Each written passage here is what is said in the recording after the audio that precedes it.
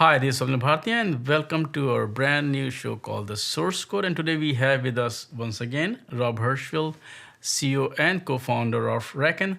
Rob, we have been in open source space for so long. My whole journalist career, it kind of started after I finished my journalism. The first publication I worked for was an open source publication. And that kind of changed my attitude towards life and a lot of things. Uh, Now when we fast forward to 2020, a lot of things are happening that we never expected at that stage. And I'm talking about Google's new foundation for their own open source projects. A lot of discussions are going on. I was reading a post by Alex Williams from NewsTech, good friend of ours. So I want to talk about it, but I want to just make it very, very clear that this discussion is purely for the sake of a kind of academic discussion about open source. We are not trying to upset anybody, piss anybody off. We are not to take anybody's sides.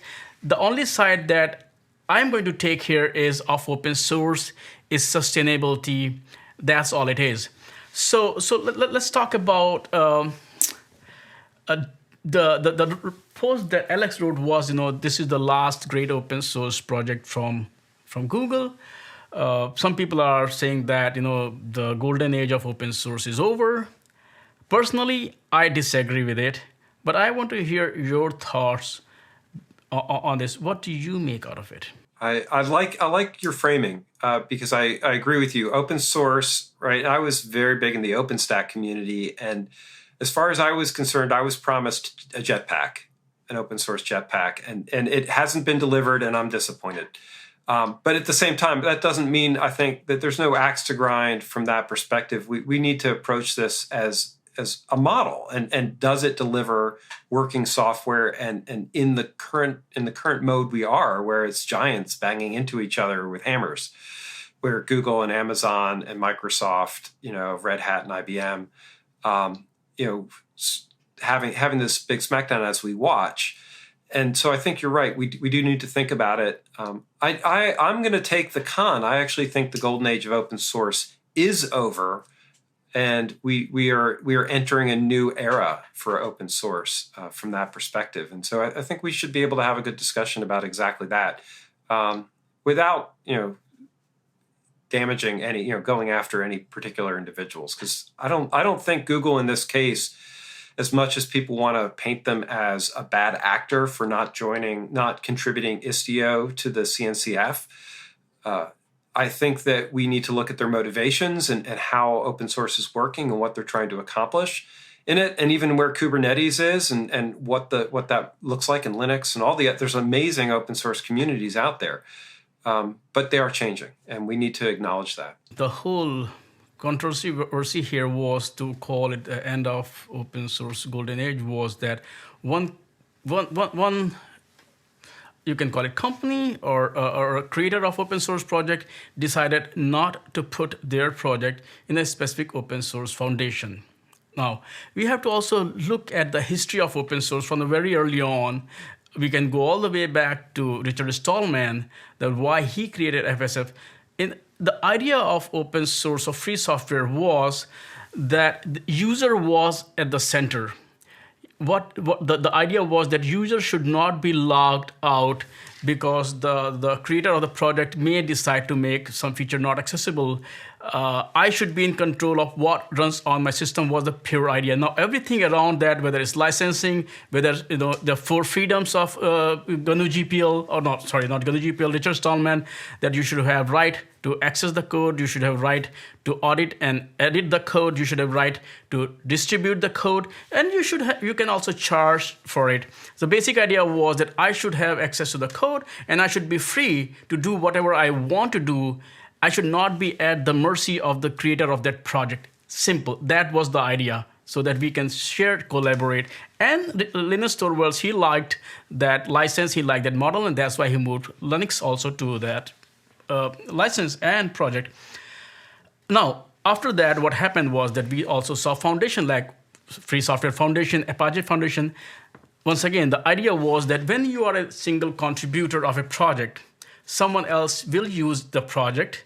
You might, as an individual, when somebody else uses your project. There's a lot of legal issues related to that, you know. As we saw in the early Linux lawsuits, right? Red Hat existed predominantly because of their ability to indemnify for insurance reasons. So the whole idea of the foundation was to enable that individual to focus on writing the software that they like to write or do, instead of worrying about all the admin things that comes along with that.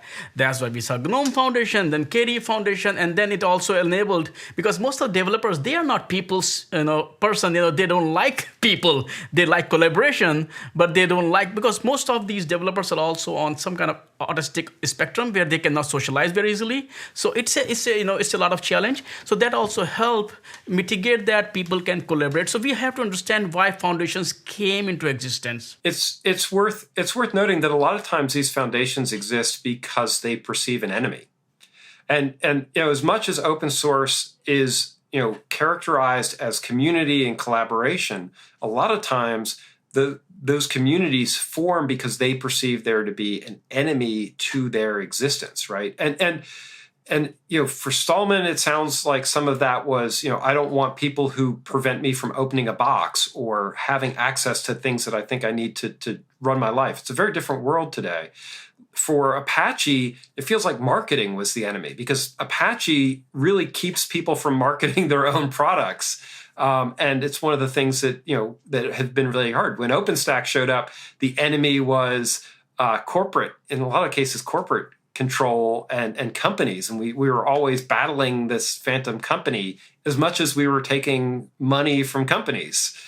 From that perspective, at CNCF, felt like it was formed in some ways because Amazon had all this control and Docker had all this control, and the other players, didn't want the container spec to be, controlled by one company, single vendor, single project. And so that, there are these sort of, enemies that the projects have sort of formed around. And as the enemy changes, a lot of times the project doesn't change in philosophy around it.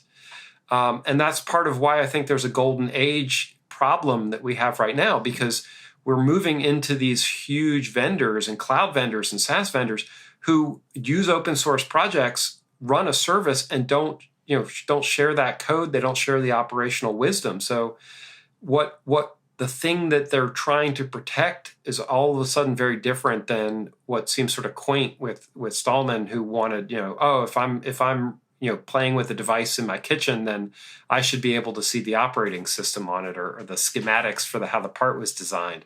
Seems sort of quaint when we think about Amazon and the amazing amounts of code that we don't have any visibility into at all to run those infrastructures. And one more difference is that early age, open source was that you would work in your free time in your basement at night when you are away from work. Today, according to the latest Linux Foundation reports, more than 70%, developers are on payroll. Some companies' payrolls, they get paid. They write that code during their office hours.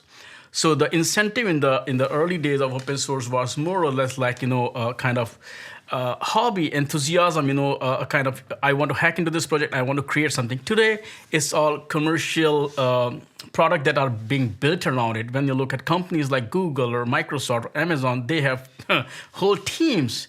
They have, a whole business strategy that the same source code, open source project are the backbone of their businesses. The idea, right? I mean, we call it Linux because of Linus, right? I mean, it was the act of a small group of people to make Linux become what it started out as. The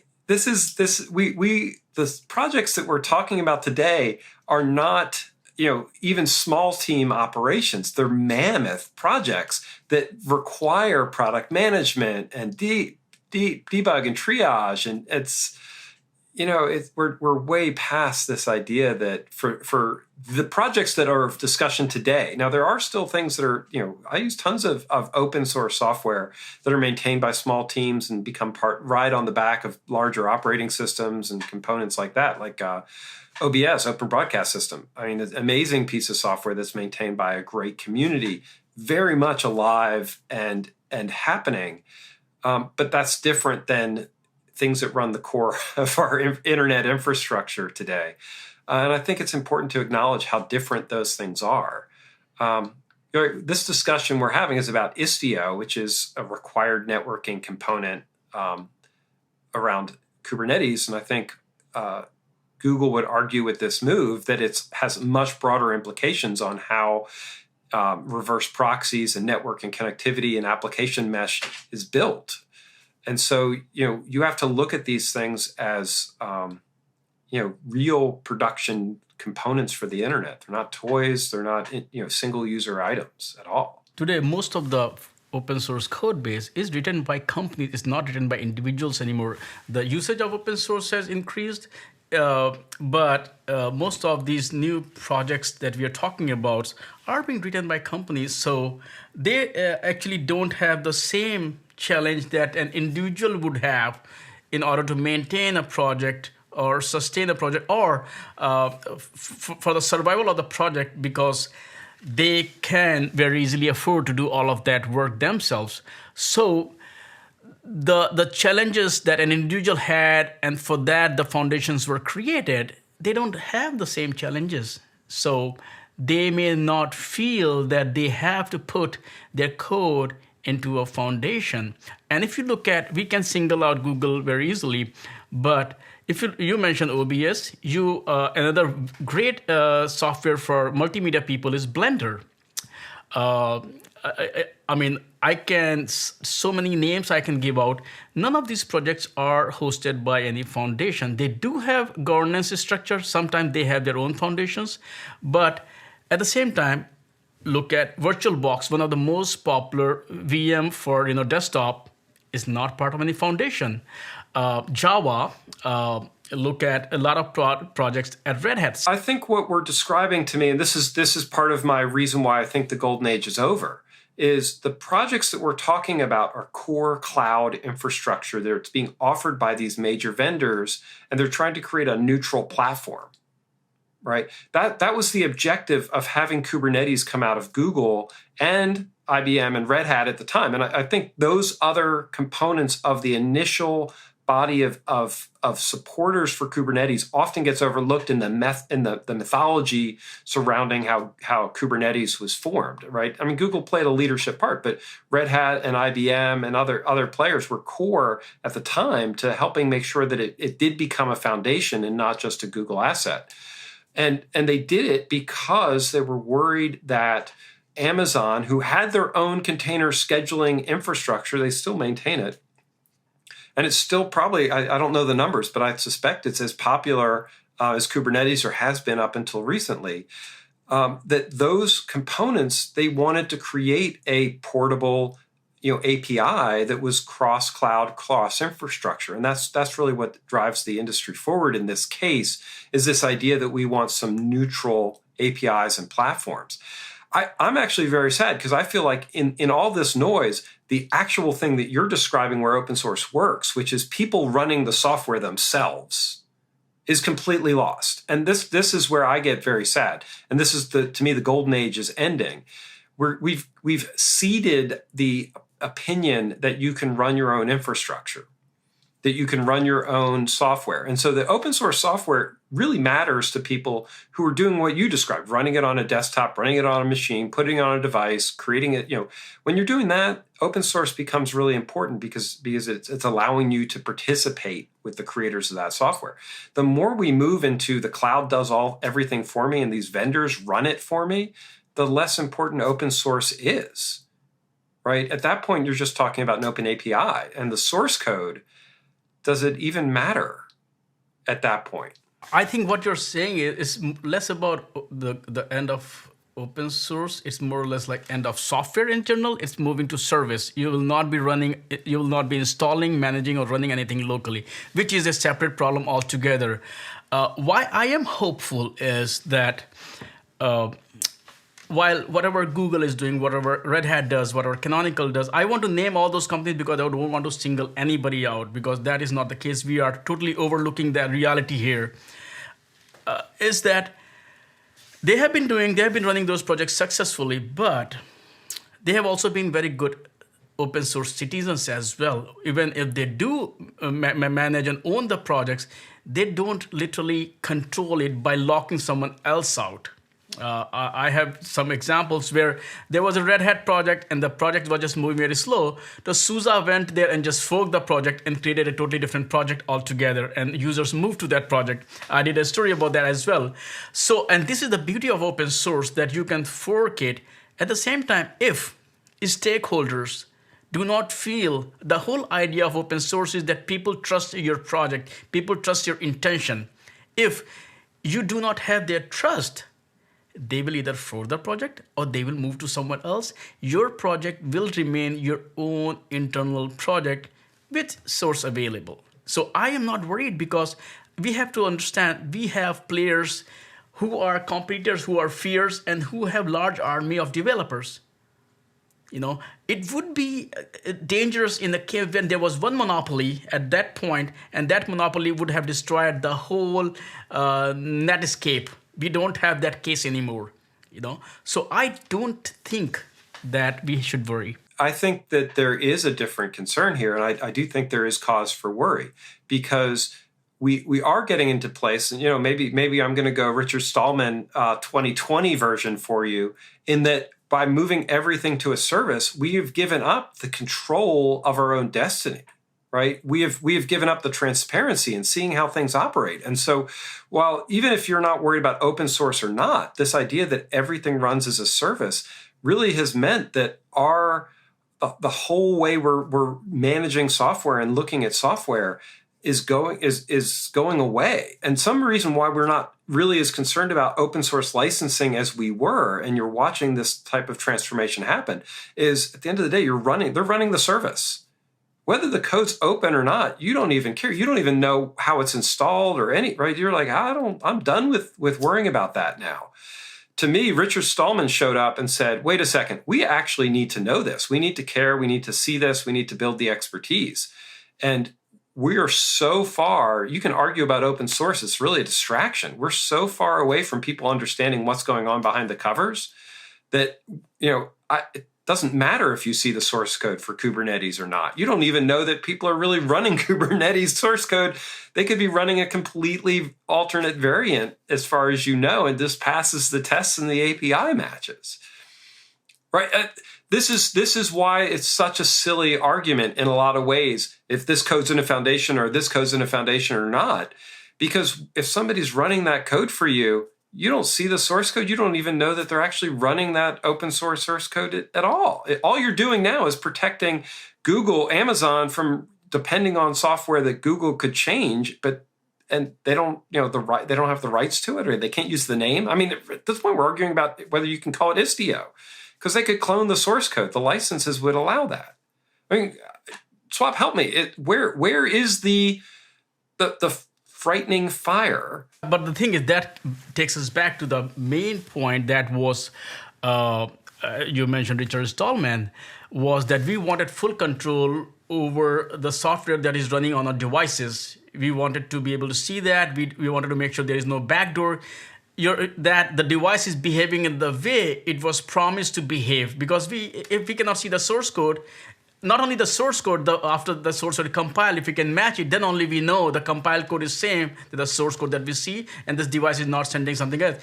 But the problem is, when we talk about software as service, it doesn't matter whether it's using open source or the backend. It's proprietary piece. I have zero control. My machine is just being used as a dumb terminal. The application is running somewhere else. I have no control over my app. I have no control over my privacy, because that's not running it. This is a totally different problem altogether, to be honest. And that's where I feel, as much as I don't like to say that, but Richard Stallman actually becomes even more relevant in today's world. Especially if you look at the political landscape that is going on today, where we have Ring watches installed on our houses, where companies are continuously monitoring what we are doing, what we are reading. We have Alexa and Google Home and Apple devices. We are listening all the time. So the only reason I am hopeful, and then we should not forget Tesla cars. Just imagine if you have a self-driving car, you want to go to DC to protest, and your car will refuse to take you there. with self-driving car, that is the reality. It will not go there. It will stop. I think that's a very real question that people should ask. I could see just you drive into you drive anywhere, and all those cameras on that car are actually recording. They could be doing facial recognition, uploading video, and things like that. And the thing that keeps them from not is a EULA that nobody reads, right? I mean, oops, this to me is it's funny because I didn't expect our discussion to turn into a huzzah for Richard Stallman, but I do think that in the model that we've been moving to very eagerly, where we've lost infrastructure sovereignty, right? We're already talking about data sovereignty. We're losing infrastructure sovereignty, and so from that perspective, we don't have any transparency into how these operations are going. And I think we forget with open source, we get very caught up in free, we get very caught up in the license, we get very caught up in the communities, collaborating, all important things. But at the end of the day, it really is about protecting your use of that. And this is where I think we're having the wrong conversation. The golden age of open source was, hey, I want to see how it's installed. The new age of open source is going to be much more about how much control have I given up to accomplish this ease of use? That's it, ease of use. You pick the word that Richard Stallman. I don't know. We are bringing Richard Stallman so much in this conversation. That's what he's about. Convenience versus your freedom. You want convenience that I pull the phone and I should know the address where I have to go. You put it in the car and but that way the company also knows where you started, where you ended. I remember when he was staying with us in Belgium, and we offered. He said no, he will not take any of those, maps or something. He wanted me to print him a physical map. It took him 3 hours to reach wherever he wanted to go. It would have taken him only 10 minutes if he followed, but he is willing to make those compromises. And that is actually a much more serious problem than we started this discussion, which is ownership of software. When you lose that ownership, you also lose privacy, security, everything. And then you also don't know who becomes a new owner. It could be the government. And also, as I said, the kind of political environment we are living in, this is actually even more dangerous. So while we do talk about cloud, when Richard Stallman used to make a joke that, cloud simply means you're running your application on someone else's computer, that kind of becomes true. And it is a totally different discussion altogether. You brought a very good point that we are losing the very essence that open source offered, that was the user's freedom over what runs on his or her devices. When people listen to these arguments that they're having over, Istio bad, didn't go to CNCF bad, why do people want it in the CNCF, right? And we've done this because, right, we had this thing where there's a whole bunch of revolt against Apache as a foundation. Apache was a perfectly viable foundation. Then there was Eclipse Foundation. It was a perfectly viable foundation. And we kept inventing new foundations. And I think, some of the question is who is being served by that? Why are we going through that? I believe the CNCF is doing a good job. And you started this by saying we're not trying to throw anybody under the bus.